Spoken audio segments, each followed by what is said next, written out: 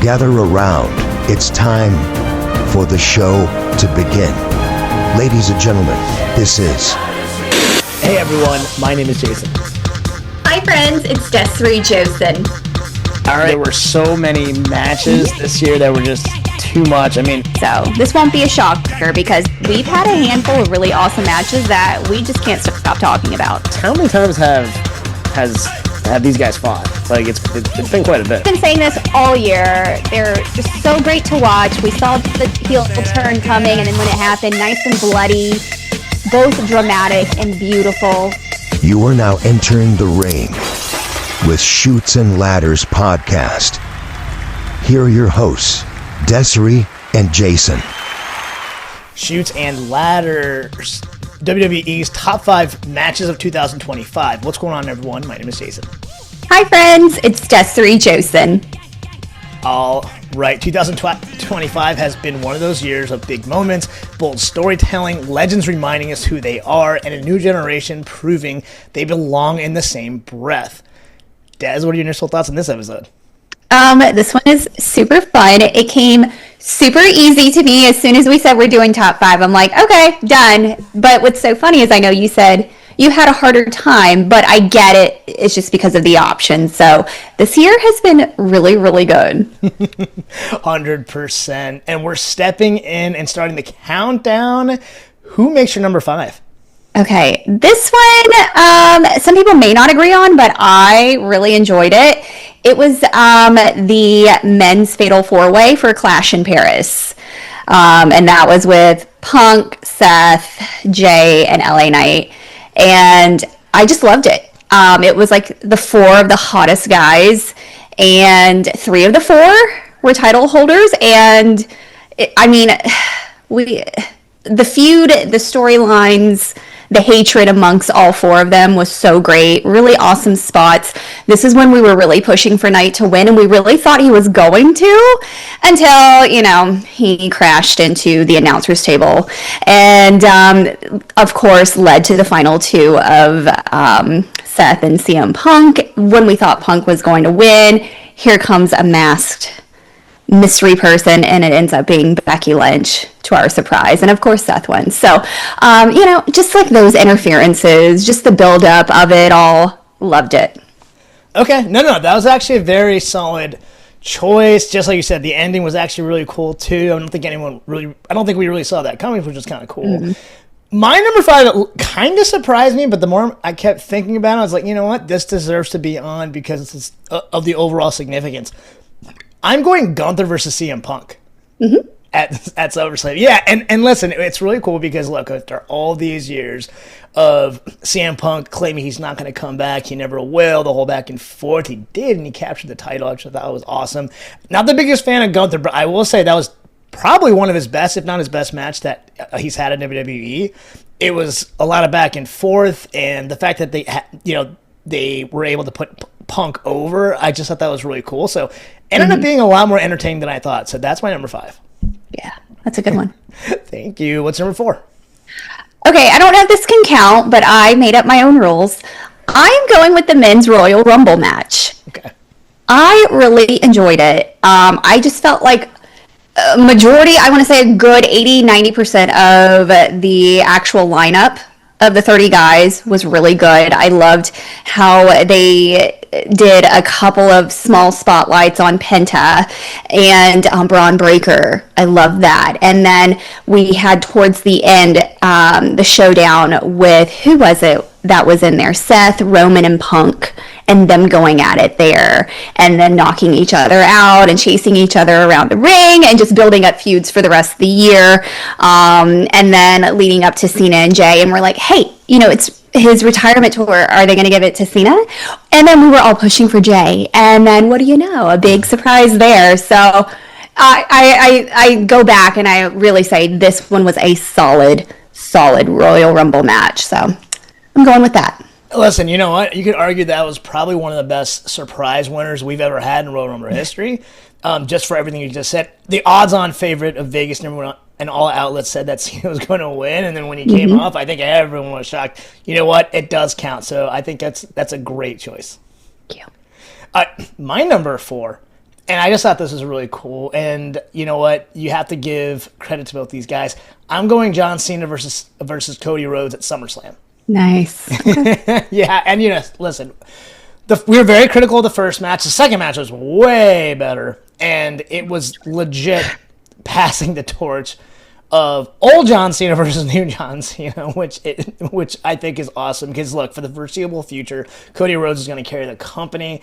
It was a very violent match. They both had really fun spots with having their finishers and stuff like that. So you know what? I thoroughly enjoyed this match, and I thought it was really cool that they passed the torch.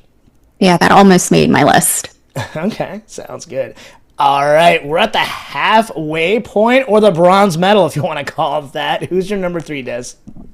Well, you've already said it. It was SummerSlam with Gunther versus CM Punk. I love this. It started making me more of a Punk fan. Some of us just weren't really feeding into his return and his build-up, but I really like watching Gunther. I think he's such a really good technical wrestler. He's such a good heel, but then also with CM Punk and his history, I loved it, getting his ass beat, but then overall winning. But just the overall trend of my list is the interference or the surprise return. And we all predicted Seth coming in and cashing in and his injury. And of course, what happens? Punk is winning. Not even 1 minute later, here comes Seth Rollins with his damn crutches and cashes in. And I'm like, hell yes, this is exactly what we want. So I just love a good surprise. Listen, that's a very valid choice. Obviously, I had it on my list, but yeah, you know what?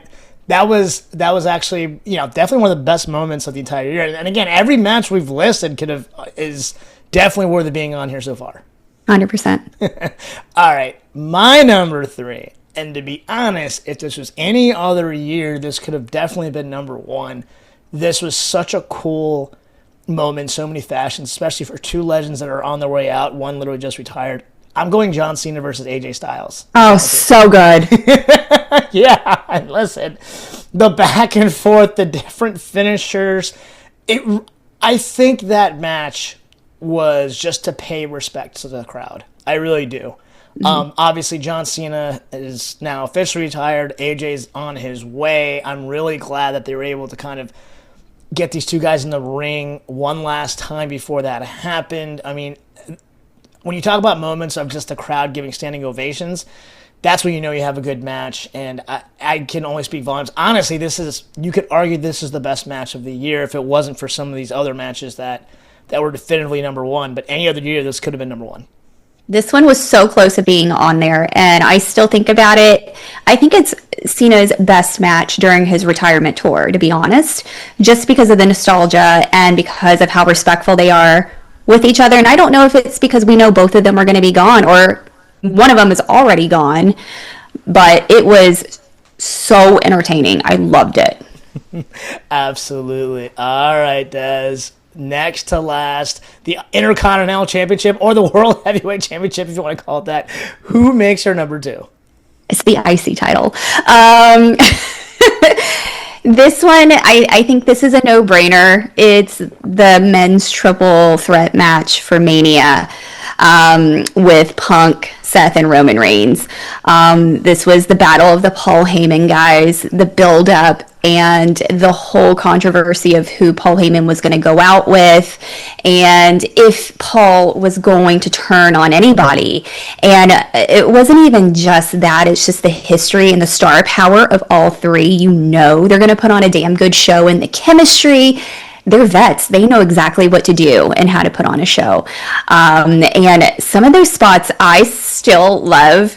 And I'm like, that was such a good one. So whoever chose that idea was so good. It was the one with Roman going into spear Seth, and he counters him into a pedigree. Oh, so good.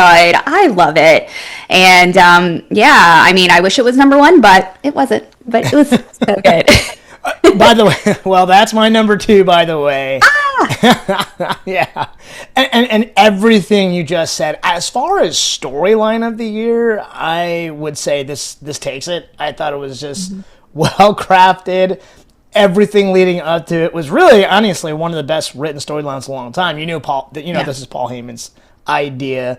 Everything about this was genuine perfection. Again, this definitely would have been number one, but I think number one is definitive in my opinion. But this was by far the best men's match overall.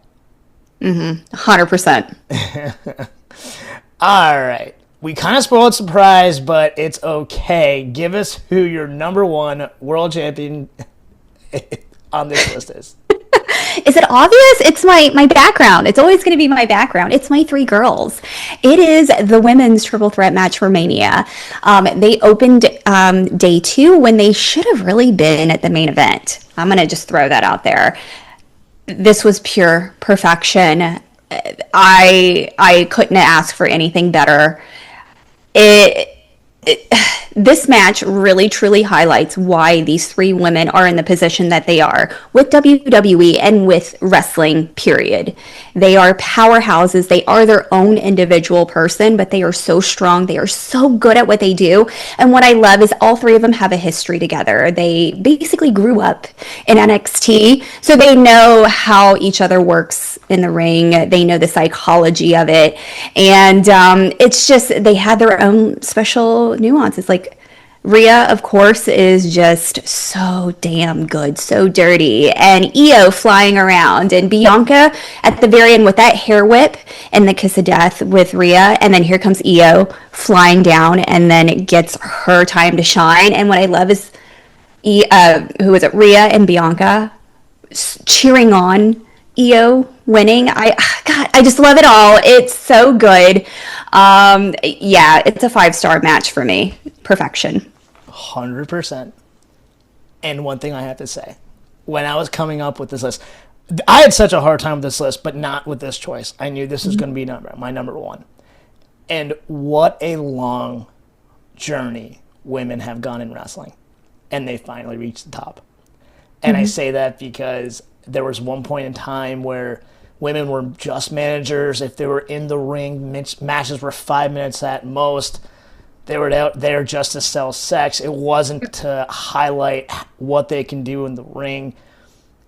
You know, we're not saying any of these things because, you know, we're trying to be pro DEI.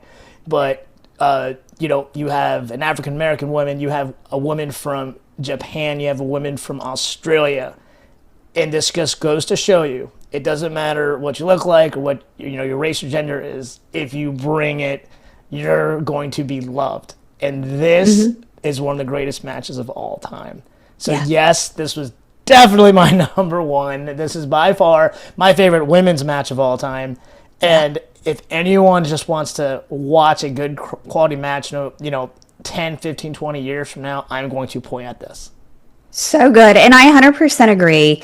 The women's division has been extremely elevated within the past year, or 10 years, I would even say. It's just monumental. These girls are stars. They are shadowing and overshadowing the men's talent. But there was something that was said by Triple H in that documentary on Netflix, Unreal. He wasn't specifically talking about this match. I think it was from Chamber, but he was like, the women just get it.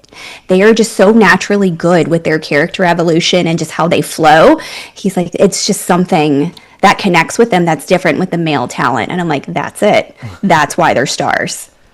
1,000,000%. And that being said, what are your final thoughts? Because this was a lot of fun for the both of us.